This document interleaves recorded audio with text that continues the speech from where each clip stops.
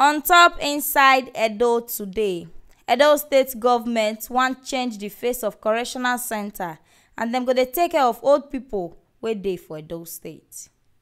Edo State Government don talk say the plan of their social development program na to change the face of Children Correctional Center for Edo so that e go fit dey protect people wey dey young and e go be ogbonge place for old people wey oyibo dey call senior citizens.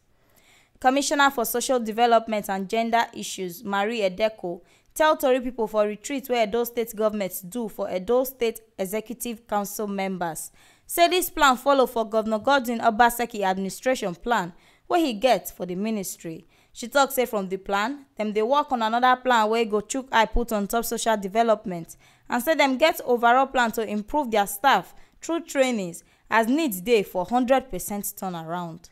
Edeko talk say the ministry dey deal with issues wey follow for people wey no get help, victims of illegal migration, old people, people wey dey disabled, women, children and young people.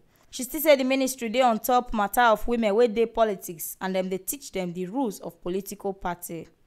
Edeko talk say the Ministry of Social Development and Gender Issues go use their power take change the face of Children Correctional Center for Edo State, make it turn to ogbonge correctional home where children go fit take learn new things, new skills, and dem go fit develop their talent on top sports so that when the children come out for the house, dem go dey useful and productive.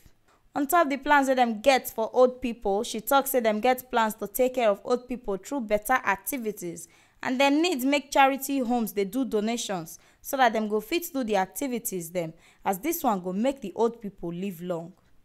For people wey be say body no complete for wey dem dey call disabled, the commissioner talk say she go work to make sure say dem work to domesticate the bill wey go protect dem, and this one na bill wey dem don already pass into law for national level.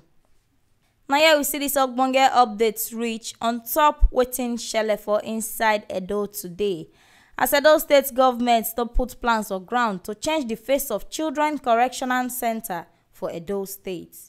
Make una know say this ogbonge update wey dey waka come meet una so na T Live Media na im carry am come give una. So dey get more of this ogbonge tori, make una like and subscribe to our YouTube channel for T Live Media TV. Follow and like us for Facebook and Twitter for T Live Media. And una fit still log on to our website for www.tlivemedia.com.